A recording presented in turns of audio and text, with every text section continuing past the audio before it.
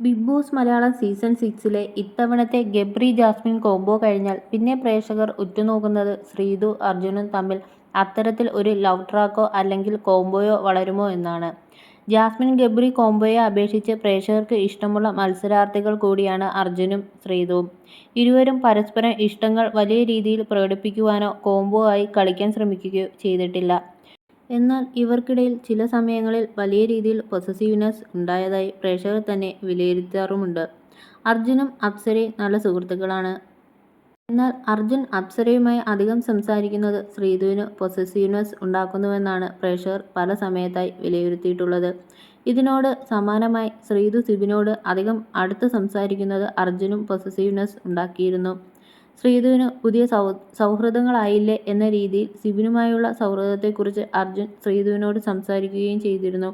കഴിഞ്ഞ ദിവസം ശ്രീതുവിൻ്റെ പിറന്നാളായിരുന്നു. Big boss ശ്രീതുവിന് സർപ്രൈസായി പിറന്നാൾ ആശംസിക്കുകയും ഹൗസിൽ കേക്ക് കട്ട് ചെയ്യുകയുമൊക്കെ ചെയ്തിരുന്നു. എന്നാൽ അടുത്ത സുഹൃത്തായ അർജുനും റസ്മിനും ശ്രീതുവിന് സർപ്രൈസായി പിറന്നാൾ വിഷ് ചെയ്യുകയും ഇരുവരും ചേർന്ന് ഒരു കാർഡ് നൽകുകയും ചെയ്തിരുന്നു. ഹാപ്പി ബർത്ത്ഡേ ക്യൂട്ടി പൈ എന്ന് എഴുതിയ കാർഡാണ് ശ്രീതുവിന് നൽകിയത്. ഇത് എഴുതിയത് ലിപ്സ്റ്റിക്കിന് സമാനമായ വസ്തു കൊണ്ടാണെന്ന് കത്ത് കണ്ടാൽ മനസ്സിലാവുകയും ചെയ്യും.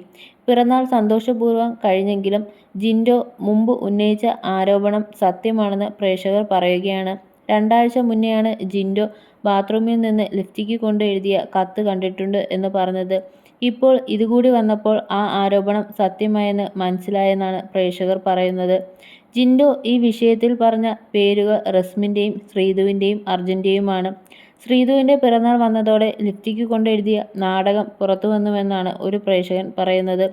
ഇത് ശ്രീതുവിന് അർജുനും റസ്മിനും കൊടുത്ത ബർത്ത്ഡേ ലെറ്ററാണ്. ഇപ്പോൾ ഒരു കാര്യം മനസ്സിലായി. 2 ആഴ്ച മുന്നേ ജിൻഡോ വെറുതെ തള്ളിയതല്ല, ബാത്റൂമിൽ ലിപ്സ്റ്റിക് കൊണ്ട് എഴുതിയ ലെറ്റർ കണ്ടിട്ടുണ്ട് എന്ന്. ഈ പ്രവണത കണ്ടപ്പോൾ ആ ആരോപണം 100% ഉള്ളതാണെന്ന് മനസ്സിലായി. ജിൻഡോ ഉന്നയിച്ച ആരോപണത്തെ ശരിവയ്ക്കുന്ന രീതിയിലുള്ള പ്രവണതയാണ് ഇന്നലത്തെ എപ്പിസോഡിൽ നമ്മൾ കണ്ടത്. അതും ഈ കാര്യം ചെയ്തത് ജിൻഡോ പറഞ്ഞ ആ 3 പേരും റസ്മിൻ, ശ്രീതു, അർജുൻ. ശ്രീതുവിൻ്റെ ബർത്ത്ഡേ കാരണം ഇവരുടെ ആ ഒരു നാടകം പുറത്തുവന്നു എന്നാണ് പ്രേക്ഷകർ പറയുന്നത്.